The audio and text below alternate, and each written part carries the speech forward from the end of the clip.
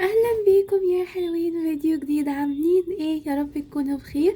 النهارده هشارك معاكم يوم في حياتي كطالبة ثانوية عامة، وكمان اول يوم من التحدي بتاعنا، تحدي مذاكرة 25 ساعة في خلال 3 ايام. انا كنت عملت التحدي ده قبل كده وعجبكم جدا، وقررتوا ان انتوا تبدأوا معايا.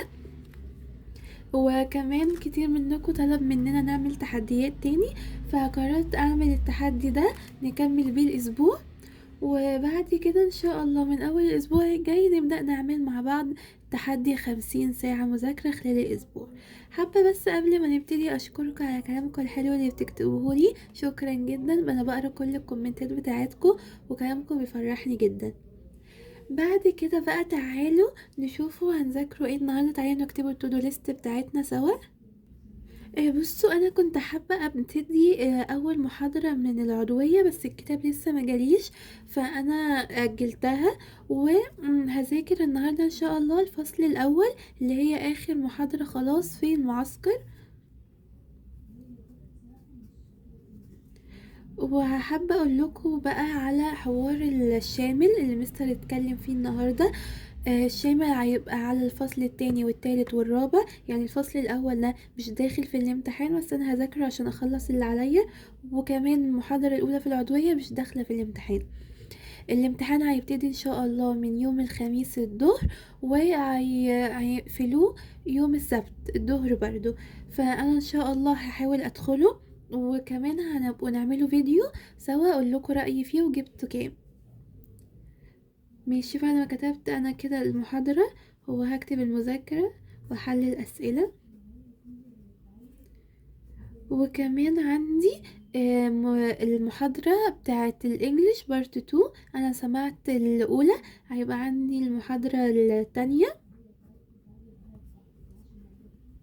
وبس كده، مش هكتب حاجة تانية. انا المفروض يبقى عندي النهاردة حفظ الفوكاب، بس انا مش هقدر اخلص كل ده في يوم واحد، فانا هكتفي بالحاجات دي عشان اقدر اخلص الفصل مذاكرة كاملة يعني وحل. فهنبتدوا. وبالنسبة للتحدي المفروض نذاكره يومين 8 ساعات، واليوم الأخير اليوم الثالث هيبقى 9 ساعات عشان نقدروا نخلصوا 25 ساعة. فيلا نبتدوا مذاكرة. عايزة اقول لكم برضو ان انا بادئه النهارده من متأخر جدا. يعني بدأت المغرب عشان كان عندي مراجعة فيزياء. نزلت ولسه راجعة دلوقتي، فمن دلوقتي هبتدي المذاكرة، وان شاء الله هفضل اذاكر لحد ما نخلصوا ال8 ساعات بتوعنا. طيب يا شباب، دلوقتي هبتدي محاضرة الكيمياء. هي 3 ساعات الا تلت. هبدأ اقسمها كده، كل ساعة هاخد بريك شوية وهرجع بقى لحد اخلصها لحد ما اذاكر. عليكم ورحمة الله وبركاته. طلاب الأعزاء، طلاب الصف الثالث الثانوي، حبايب قلب المحترمين، يا رب تكونوا بخير وصحة وسلامة. أهلا بيك صديق. بصوا يا شباب، انا كده خلصت اول ساعة. هاخد بريك شوية وارجع اكمل المحاضرة. بس قبل ما اخد بريك عايزة اقول لكم على حاجة. انا بالنسبة للفصل الاول ده كنت مع مستر اسلام عطية، ما كنتش مع مستر خالد صقر، بس جبت الكتاب بتاعه يعني. بس كنت حاضراه مع اسلام عطية. فانا هذاكر من المذكرة بتاعت مستر اسلام عطية دي، عشان انا كنت في الاول اساسا مذاكرة منها، وانا بحب اذاكر من المصدر اللي انا مذاكرة فيه اول مرة. حبيت بس اعرفكم عشان تبقوا عارفين. دلوقتي اخدت بريك، عملت نسكافيه وهاخد معالق شوكليت دارك ديت.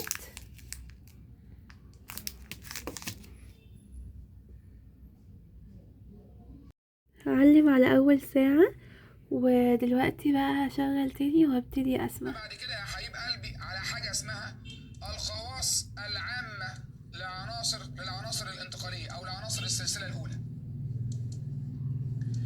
طبعا حبيب قلبي وهو بيلخص. كده خلصنا تاني ساعة. هاخد بريك شوية وارجع اكمل. بس المرة دي اسمع الحلقة السيطرة على الافكار السلبية، فهبدأ اسمع منها جزء صغير كده وارجع اذاكر تاني. الصلاة والسلام على سيدنا رسول الله. العلم بيقول إن الإنسان كائن معرض للغرق في الأفكار السلبية. إحنا عندنا استعداد اللي نلقطه ونركز فيه الأحداث والأفكار السلبية تاخدنا لتحت. وبالتالي أنت في رحلتك من الشتات لليقين لازم تكون بصير بهجوم الأفكار السلبية عليك عشان تعرف تتعامل معاها، وإلا طول ما أنت عايش هتلقط النيجاتيف اللي يهبطك ويكئبك. وبالتالي تعالوا النهاردة. بصوا يا شباب، انا كده فاضلي ساعة الا تلت تقريبا هخلصها بقى وابتدي اذاكر. انا دلوقتي ظبطت التايمر على ساعة وتلت عشان احسب بقية الساعة اللي انا سبتها من المحاضرة، وهبتدي دلوقتي اذاكر عشان الفصل ده كبير والمذكرة دي كمان كبيرة جدا عن مذكرة مستر خالد. فانا مش هذاكر بالورقة والقلم كله، مش هكتب كله يعني، هكتب بس الحاجات اللي انا لقيت نفسي ناسياها هبتدي اكتبها تاني عشان افتكرها. لكن هذاكر كده ان انا اقرا كله، ولو في حاجة ناسيها او كده هبتدي اكتبها في الورق ده. اوكي.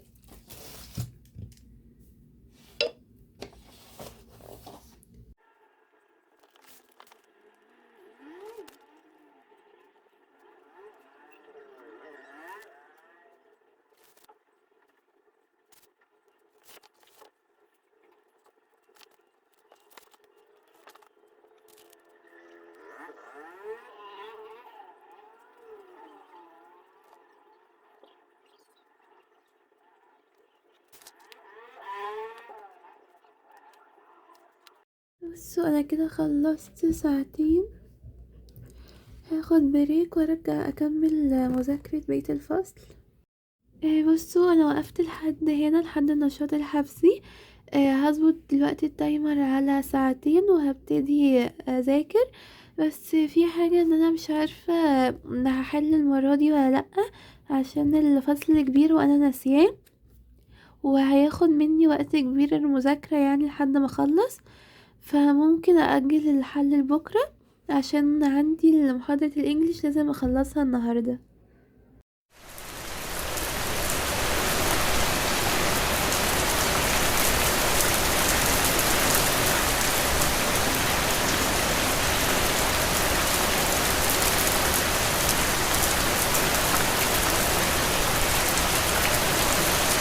بصوا كده انا خلصت ساعتين علمت عليهم، حاولت اخلص فيهم بقية الفصل عشان عايزة ابدأ المحاضرة بتاعة الانجليش.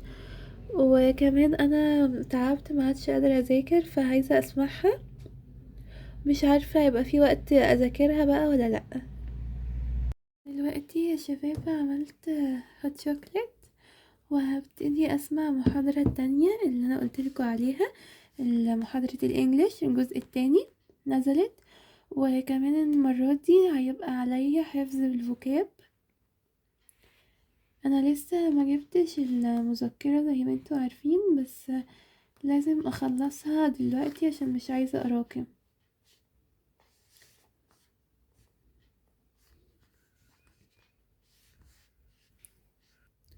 بس المحاضرة ساعتين الا ربع، هبدأ اخلصها ان شاء الله، هخلصها النهاردة يعني. نقول سلام عليكم. وحشتونا طبعا، دي اول حاجه.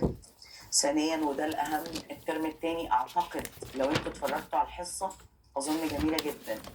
الماضي التام بطبيعته درس انت عدت عليك في سنه اولى وسنه ايه تانية، غير جرامر الترم الاول كان كله جديد. يعني جرامر الترم الاول كنت انت دروس بتتعرف عليها لاول مره.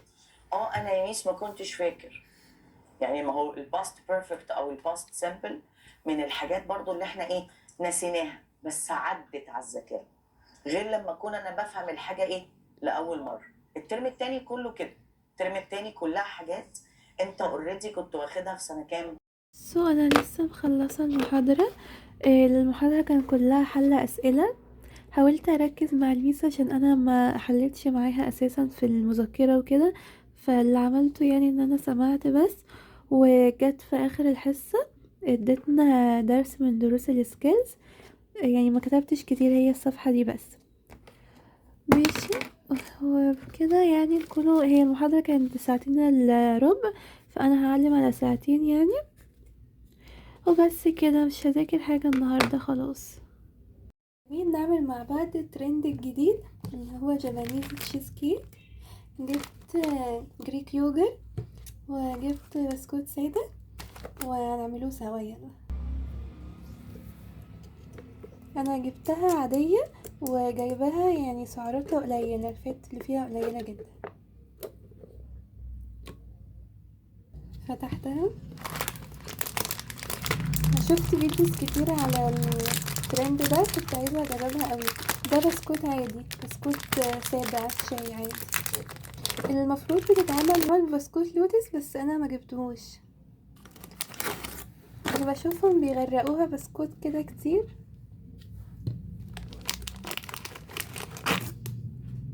مش عارفة اسيب الحتة من البسكوتة كده باينة ولا احاول اغطسها كلها.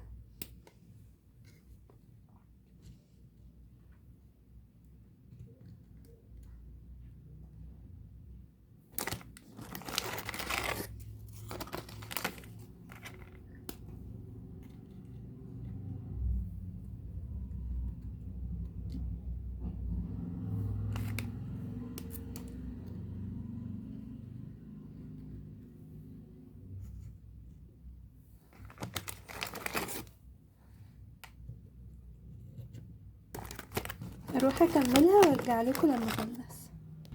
بصوا خليتها كلها بسكوت كده، المفروض احطها في التلاجة 3 ساعات وبعد كده ارجع ندوقها مع بعض. دلوقتي بعد ما سبتها في التلاجة، سبتها ساعتين تقريبا وغطيتها. تعالوا نجربوها.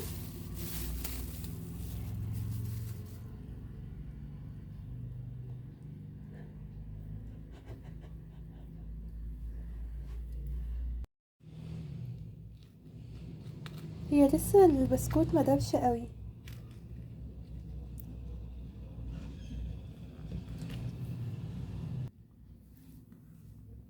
عجبني طعمها، بس هي ملهاش اي علاقة بالتشيز كيك خالص.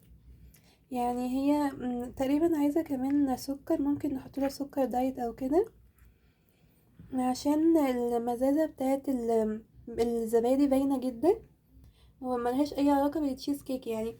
بس هو سناك هيلثي شوية وحلو.